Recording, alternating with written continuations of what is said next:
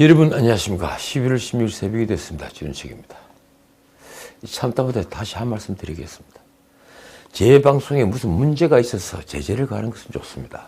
그런데 매 방송마다, 아니 방송을 올릴 때마다 노란 딱지를 붙여서 이 사흘씩 제재를 풀지 않고 사실상 이 방송을 못하게 하는 것은 좀 심한 처사가 아닌가요?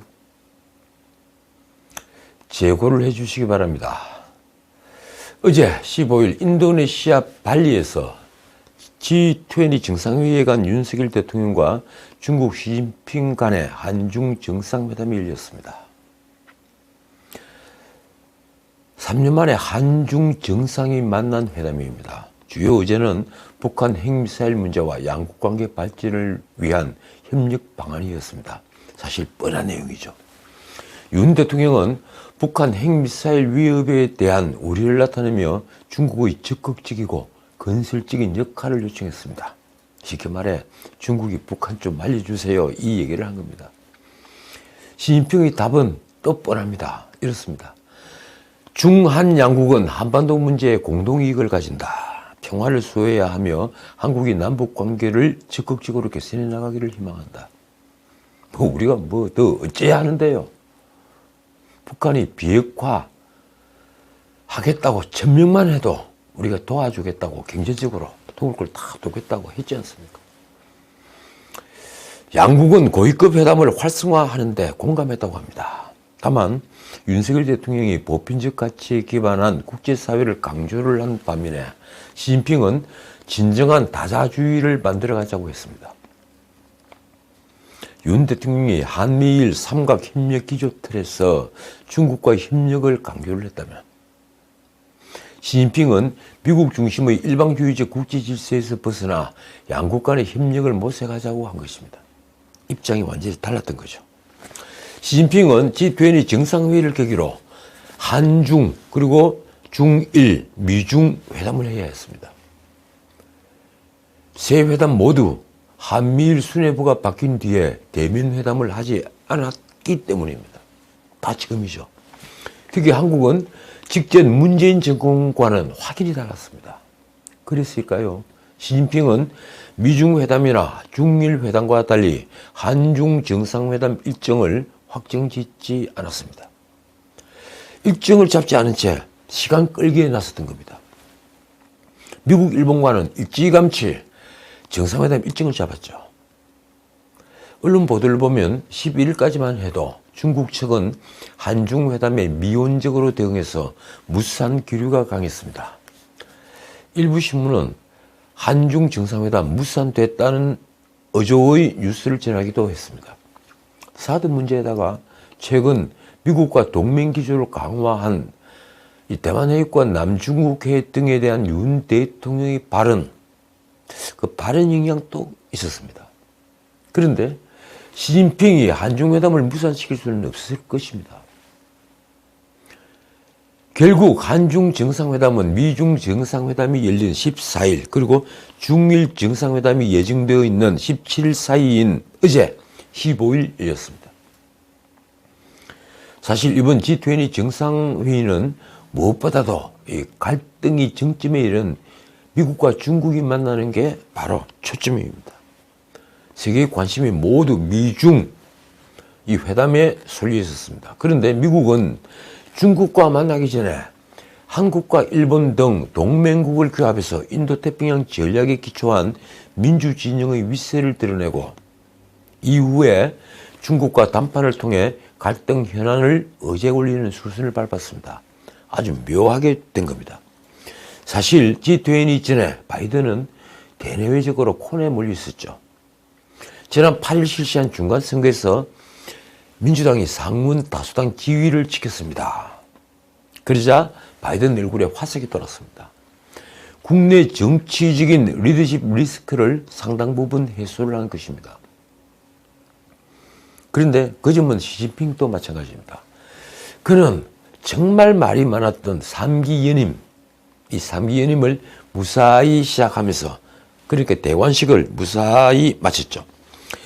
모택동과 같은 반열인 시황제가 되었다는 평가마저 받고 있습니다.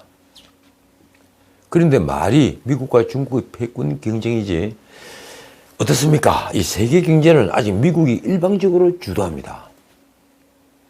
그런데다 대만 해협과 남중국해 분쟁과 홍콩 및 신장 위구르 지역의 인권 침해, 그리고 반도체 수출 통제와 공급망 재편 등 미중 정상이 이번 회담에서 다룰 의제는 하나같이 첨예한 갈등 현안이어서 중국이 얻을 소득이 별로 없는 어젠다들이었습니다.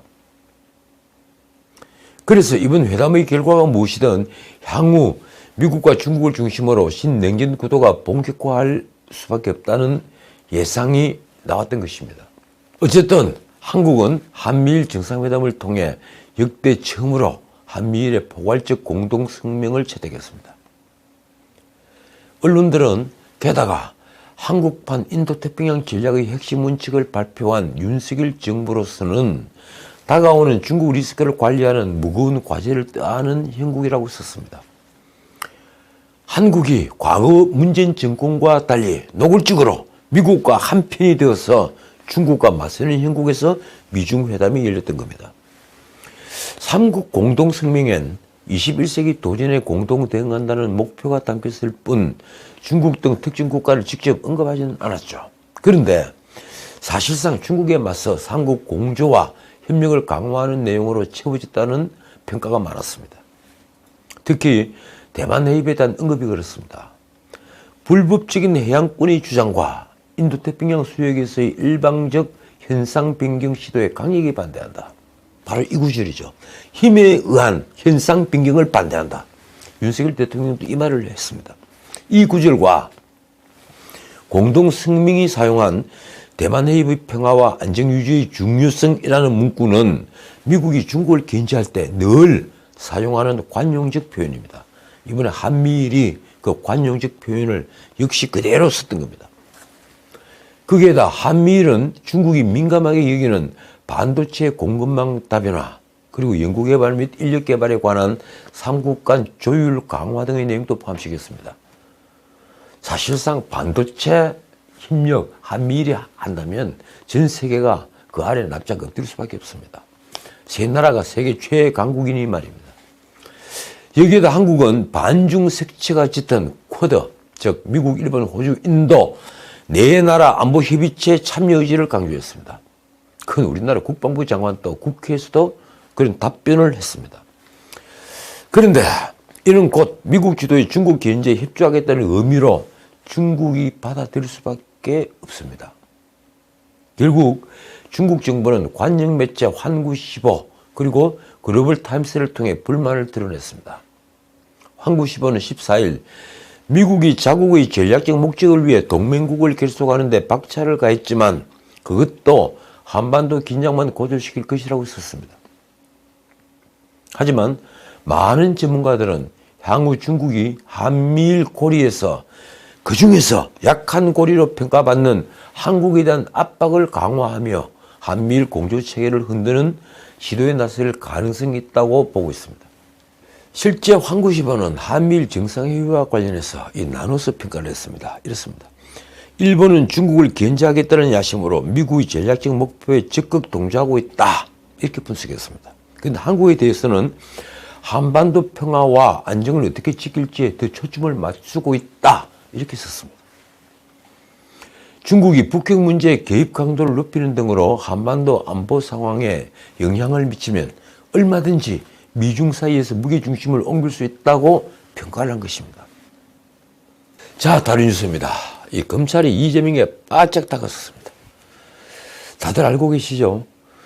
많은 언론이 지금 이 검찰의 칼날이 이재명의 턱 밑에 닿았다. 이렇게 표현을 할 정도입니다. 검찰이 이재명의 최측근인 정진상을 어제 15일 소환조사했습니다.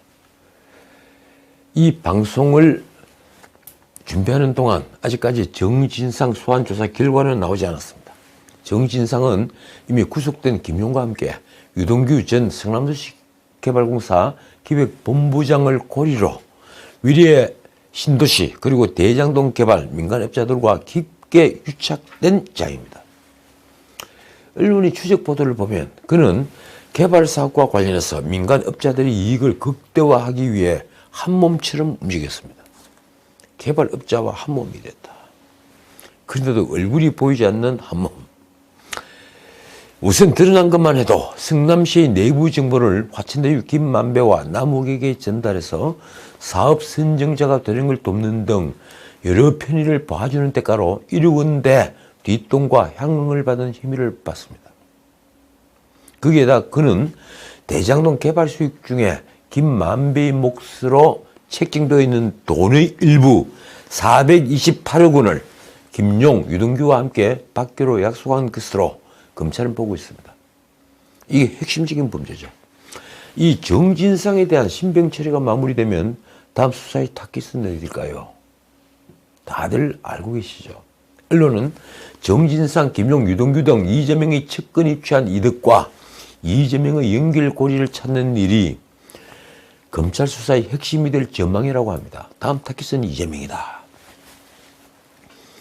말하자면 검찰은 정진상, 김용, 유동규 등 측근들의 이익은 곧 이재명의 이익으로 연결된다고 보는 것입니다. 이 3인방과 남욱 등 민간업자들의 공생관계는 최종적으로는 이재명의 정치적 성공을 위한 것이라는 판단입니다. 사실 이재명이 2010년 성남시장에 처음 당선됐을 때 위례 신도시 그리고 대장동 개발 사업은 핵심 공약이었습니다. 그러니 정치자금 조성 여부를 떠나 이재명으로서도 당장 2014년 성남시장 재선을 위해서는 공약 실현이라는 정치적 성과가 필요했던 것입니다. 결국 그런 이유로 3인방과 업자 간의 검은 거래는 성립한 것입니다. 검찰은 남욱 등 민간업자들은 이재명의 성남시장 재선을 위해 댓글 작업 등 선거운동에 가담하는 한편 비자금을 만들어 정진상, 유동규 등에게 선거자금으로 제공했다고 보고 있습니다. 결국 이 큰 저수지, 이 큰 덩어리는 감춰졌지만 이런 오랜 유착관계가 지난해 대선 국면까지 이어져서 김용의 8억 원대 불법 정치자금 수수 사건, 정확히는 8억 4,700만 원 정치자금 불법 수수 사건이 터졌다는 것입니다. 그러니 검찰의 최종 목표는 당연히 이재명입니다. 결국은 이재명이 이 같은 검은 거래의 궁극적 수혜자이자 또 한편 대장동 등 각종 사업의 최종 결정권자이기 때문입니다. 이재명이 설계하고 이재명이 결정했다. 바로 그 사건입니다. 그런데 돈은 민간꾼들, 업자들이 다 먹었다. 그 관계에 오락가락하는 사람들이 김용, 유동규, 정진상 그리고 저쪽에는 김만배, 남욱, 정영학 이렇습니다. 구조가. 결국 검찰의 이런 시각은 김용의 공소장과 정진상에 대한 압수수색 영장에 그대로 드러났습니다. 검찰은 정진상 압수수색 영장에 이재명을 무려 102회 언급하며 둘을 정치적 공동체로 규정했습니다. 정진상은 20년 이상 이재명을 보좌하면서 이재명에게 보고되는 모든 것을 관장했던 사람입니다. 한때는 변호사 사무장이라는 말도 있었고 또 그리고 이재명의 정치적 어떤 입지를 마련하기 위해서 모든 굳은 일을 다 했던 사람이 바로 정진상입니다. 이재명에게 보고되는 모든 것을 관장했고 이재명 역시 모든 결재문서나 보고서를 사진에 모두 정진상의 검토를 거치게 했다는 것입니다. 따라서 정치적으로 일심동체 한 몸이라는 것입니다. 거기에다 언론 보도를 보면 검찰은 압수수색 영장에 2013년 이재명과 정진상이 위례신도시 개발사업 선정을 위한 모집 공고가 나가기 이전에 남욱 등을 개발사업자로 정해놨다. 이런 내용도 담았습니다. 이재명은 김용의 공소장에도 무려 57회 등장합니다. 이게 누구 공소장입니까? 이재명의 공소장이 아니고 김용의 공소장인데 이재명의 이름이 무려 57회 등장한다. 그러면 이재명은 김용의 뭐일까요? 바로 공범이라는 얘기입니다. 아니면 주범이고 종범이거나 말입니다.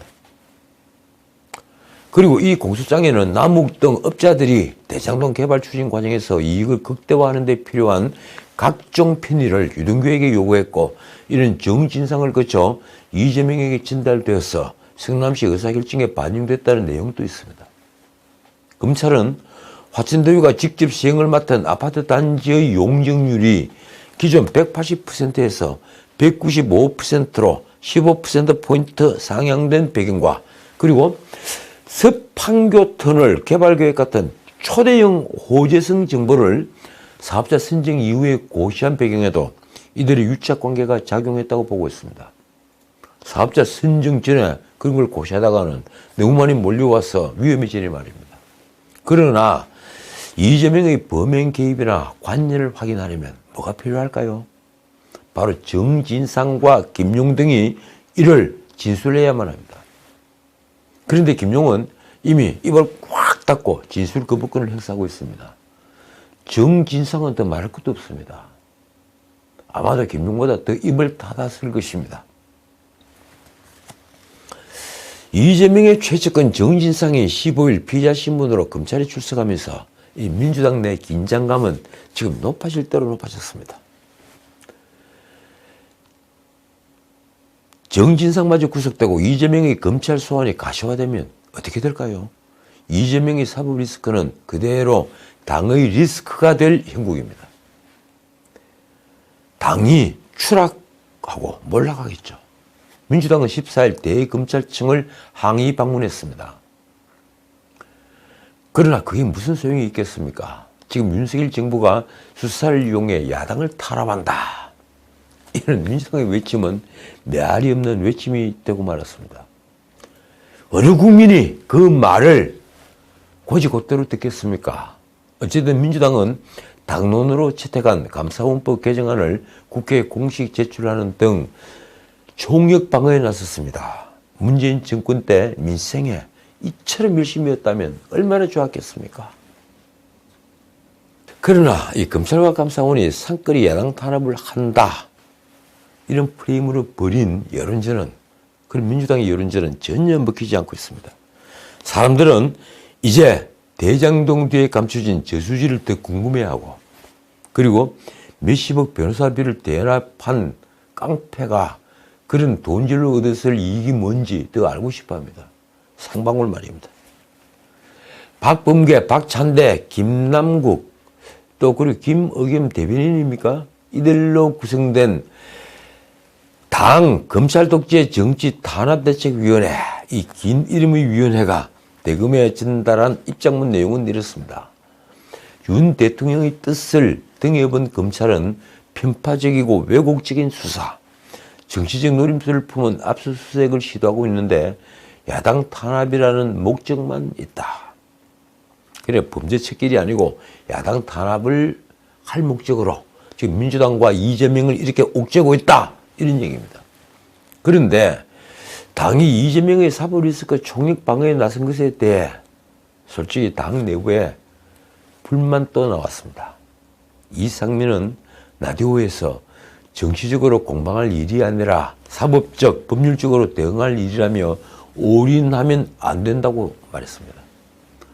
비명계, 그러니까 비이재명계는 일단 이재명이 직접 연루된 증거가 나오기 전까지는 그냥 지켜본다는 입장입니다. 이재명의 범죄가 직접 드러나지 않은 이상 현직 당대표의 거취 문제를 먼저 꺼낼 수는 없다는 것입니다. 결국 이재명이 공천권을 쥐고 있는데 누가 함부로 저항할 수 있겠느냐, 누가 대들 수 있겠느냐, 이런 얘기입니다. 대들면 1년 뒤에는 잘리는 거죠. 그러나 이미 기소된 공직선거법 위반 하나만 하더라도 이재명이 쉽게 벗어나지 못한다는 것을 모두 다 알고 있습니다. 당내 사람이든 당외 사람이든 말입니다. 그러니 정진상이 만약 구속되고 이재명에 대한 수사가 본격화되면 민주당은 이재명의 거취를 두고 대혼란에 빠질 수밖에 없습니다. 지난 대선 경선 과정부터 계속 쌓여온, 누적되어 온 이재명 사법 리스크에 대한 불만이 본격적으로 터져나올 가능성이 아주 높은 것입니다. 이런 판에 이재명을 둘러싸고 아주 민감한 문제가 또 하나 터졌습니다. 이거 보통 문제가 아닙니다. 국민의힘 비상대책위원장이죠. 이 정진석은 이틀 전 이재명은 이제 대북 송금 스캔들이 해고로 떠오르고 있다고 말했습니다. 이게 무슨 말일까요? 정진석이 13일 페이스북에 유엔 제재까지 무시한 이재명의 대북 송금 스캔들이라는 제목으로 올린 글 내용이 이렇습니다. 이재명의 경기도 아태협 상방울이 벌인 대북 송금 사건 윤곽이 거의 드러났다. 그 정점에 있는 이재명은 모르쇠로 일관하고 M은 측근과 관계자들만 구속되고 해외 도피하느라 생고생이다. 정진석은 2018년 10월 그 당시 이재명은 이화영 평화부지사를 북한으로 보내 경제협력을 추진하겠다고 밝혔다. 경기도가 북한과의 경협에 창구를 내세운 단체가 아태협이다 라고 설명을 했습니다. 그 전까지 아태협은 대북 사업을 하던 단체가 아니었는데 경기도는 2018년부터 2019년까지 2년간 아태협에 약 20억 원을 지원했다는 것입니다. 그런데 정진석이 그 다음 한 말은 몇몇 언론에 이미 보도가 됐지만 아주 충격적입니다. 아태협은 이더리움을 기반으로 대북 코인을 발행했다. 아태협의 영문 명칭 아시아 퍼시픽 피스. 그 영문의 앞글자 APP와 남북 정상회담이 열린 4월 27일 기념한 APP 427 코인이 바로 그것이다. 이 코인은 실제로 태국의 한 거래소에 상장됐다고 하는데 이를 통해 북한으로 얼마나 자금이 흘러 들어가는지 가늠하기 힘든 상황이다. 더 놀라운 것은 그 다음이 말입니다. 상방울도 적극 가담했다. 상방울은 각종 아태협 대북 사업의 메인 스폰서로 활약했다. 대북 사업 이권을 따기 위해 아태협과 함께 직접 북한에 현금을 전달했다. 정진석은 그러면서 이재명의 경기도와 아태협, 상방울, 삼각 커넥션이 북한에 얼마나 송금했는지 전모를 명명백백하게 밝혀야 한다고 말했습니다. 한편 상방울 그룹이 대북 송금 의혹을 수사 중인 검찰은 아태평화교류협회, 아태협, 이 아태평화교류협회 회장이라는 직함을 가진 안부수를 외국환 거래법 위반 및 증거언니 교사 혐의로 구속했습니다. 얼마 전 신문에 일제히 났죠.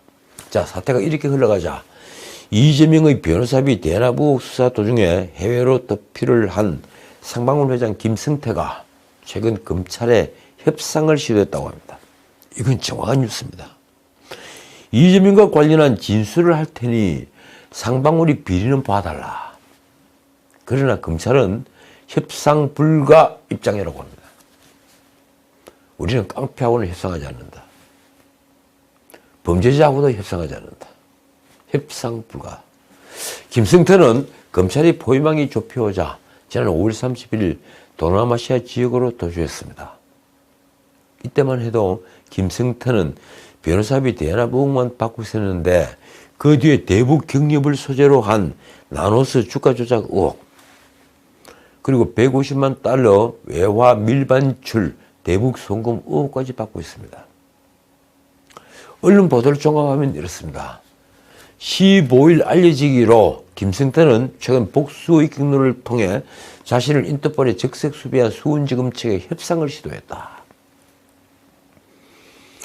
김성태가 자진 귀국해서 검찰에서 변호사비 대납 의혹 등 이재명 관련 의혹에 대해 진술을 하는 대신에 횡령 및 주가 조작 등 상방울 관련 각종 수사를 무마해 줄 수 없겠느냐고 거래를 시도하는 내용인 것으로 파악됐다. 정말 놀라운 프리바게닝 제안입니다. 그러나 우리는 이런 프리바게닝, 그러니까 유죄를 인정해주는 조건부로 형량을 협상하는 제도, 이 프리바게닝 제도가 우리는 없습니다. 미국엔 있지만 말입니다. 따라서 검찰은 이런 딜을 받아줄 수 없다는 입장입니다. 언론이 보도한 어느 검찰 간부의 말이 이렇습니다. 옛날 같으면 김성태의 제안을 받아들여 적당히 윈윈하고 빠르게 수사를 마무리할 수도 있겠지만 지금은 보는 눈이 너무 많아 절대 불가능하다. 결국 원칙대로 모든 의혹에 대해 엄정하게 수사할 수밖에 없다는 것입니다. 만약 검찰이 딜을 받아줬다가 김성태, 측이 이 법정에서 검찰과 딜을 했다라고 폭로를 하면 검찰의 신뢰를 잃기 때문인 이유도 있습니다. 재판은 엉망진창이 되어버리겠죠. 과연 김성태는 귀국에서 수사에 협조할까요? 저는 할 수밖에 없다고 봅니다. 시간을 끌수록 회사 비리 혐의도 더 많이 드러나고 있으니 말입니다. 어쩌면 그는 해외 도피가 길어질수록 그가 정상적인 기업인으로 활동할 여지가 점점 줄어드는데 초조해 할지 모릅니다. 이미 수사선상에는 상방울 전 현직 임직원과 함께 김성태와 아주 가까운 인물로 알려진 배상윤 KH필루스 회장 등이 오르내리고 있습니다. 자수하여 광명샷자 다들 기억하고 계시죠? 몇십 년 전부터 이 나라 수사기관 벽에 붙었던 표입니다. 그 찾는다는 광명, 그 광명은 비단 자신에게만 광명이 아니라 한 줄기 빛이 아니라 정의를 구하는 우리 사회의 빛을 광명입니다. 자, 오늘은 여기까지입니다. 누가 이태원 명단을 넘겼나? 어제 하루 종일 시끄러웠습니다. 그리고 어제 15일 몇몇 시민단체들이 민들레 더 탐사 이 두 조직의 명단을 유출한 공문을 공무상 비밀 누설죄로 처벌해달라는 고발장을 대검찰청에 제출했습니다. 이태원 사망 부상자 명단 등 인적정보는 담당 공무원만이 보유하고 있어야 하는데 인적정보 일체가 넘어간 것은 곧 공무원이 이를 누설한 것으로 볼 수밖에 없다는 이유입니다. 아니면 국회를 통해서 나갈 수도 있겠죠. 국민의힘에서도 법적 대응이 필요하다는 목소리가 나왔습니다. 비상대책위원장 정진석의 말입니다. 유족의 동의 없는 희생자 명단 공개는 유족의 아픔에 또다시 상처를 내는 것으로 반드시 법적 대응이 필요하다. 한편 민노총 산하 전국 언론 노조조차도 심각한 보도윤리 불감증의 결과라고 비판에 나섰습니다. 이번 공개가 한국기자협회가 제정했던 재난 보도 준칙을 정면으로 위배했다는 것입니다. 무엇보다도 유족들이 반발도 컸습니다. 한 희생자 유가족이 SNS에 올린 항의가 이렇습니다. 유가족들만큼 이 사람들이 슬플까요? 동의를 구하지 않고 애도를 강요한다는 것은 본인들 이름을 알고자 하는 일밖에 더 되지 않나 생각한다. 그렇습니다. 이거 무엇이든 목적이 순수해야 합니다. 그렇지 못한 일들은 아무리 선의를 위장하더라도 언젠가는 민낯이 드러납니다. 그 민낯은 곧 악마의 얼굴입니다. 지금까지 전은식이었습니다.